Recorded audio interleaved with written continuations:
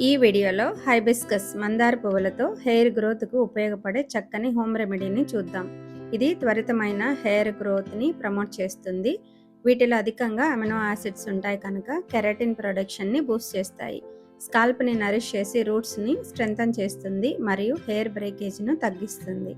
ఇంకా dandruff, itching and ఇరిటేషన్ను తగ్గిస్తుంది.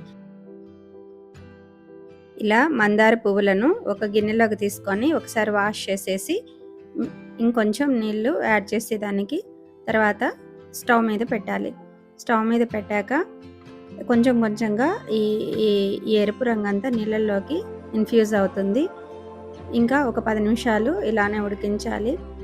ఇలా ఉడికించాక మొత్తంగా ఆ పూలకున్న రెడ్ కలర్ అంతా కూడా వాటర్లోకి వచ్చేస్తుంది. చూసారుగా పూలంతా ఎల్లో కలర్లోకి వచ్చేసాయి. ఇది చక్కని బర్గండీ కలర్లో అయితే కనిపిస్తుంది.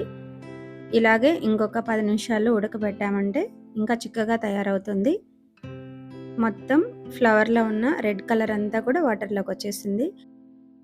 ఇది మరీ పానకంలా కాకుండా చిక్కని పాకంలాగా ఉండాలి. అలా ఉంటేనే హెయిర్కి బాగా పట్టుకుంటుంది. హెయిర్ అండ్ స్కాల్ప్కి ఇలాగ ఫిల్టర్ చేసుకొని దీన్ని ఒక స్ప్రే బాటిల్లో స్టోర్ చేసుకున్నామంటే ఎప్పుడు కావాలంటే అప్పుడు దాన్ని యూజ్ చేసుకోవచ్చు. దీన్ని హెన్నాలో కలిపి కూడా అప్లై చేసుకున్నామంటే ఇంకా మంచి రంగు అనేది మన హెయిర్కి వస్తుంది. ఇలా ఫిల్ చేసుకున్న ఈ లిక్విడ్ను మనం ఎప్పుడైతే తలకి అప్లై చేయాలనుకుంటున్నామో ఆ రోజు ఇది డార్క్ బర్గండీ షేడ్ కాబట్టి లైట్ కలర్ డ్రెస్ అయితే పాడైపోతుంది కాబట్టి దీన్ని డార్క్ షేడ్ డ్రెస్ వేసుకోండి. ఇలా చిన్న చిన్న సెక్షన్స్ తీసుకొని దాంట్లో అంతా స్ప్రే చేయండి. రైట్ హ్యాండ్తో స్ప్రే చేస్తూ లెఫ్ట్ హ్యాండ్తో ఇలాగా మైల్డ్గా రబ్ చేయండి. ఇలా స్కాల్ప్ అంతా చేశాక హ్యాండ్లో అప్లై చేసుకొని ఈ కింద హెయిర్కి కూడా అంతా అప్లై చేయాలి.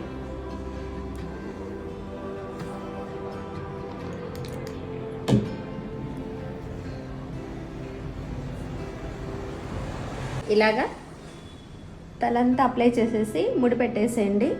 ఒక 1 అవర్ తర్వాత హెడ్ బాత్ చేసేసేయండి. చూసారుగా మన పెరట్లో దొరికే ఎర్ర మందారాలతోటి సలూన్ల లాంటి హెయిర్ స్పా ట్రీట్మెంట్ కొద్దిగా కష్టపడితే మన ఇంట్లో కూడా సాధ్యమవుతుంది. ఇలాంటి మరిన్ని బ్యూటీ టిప్స్ కోసం సబ్స్క్రైబ్ చేసుకోండి మన యూట్యూబ్ ఛానల్.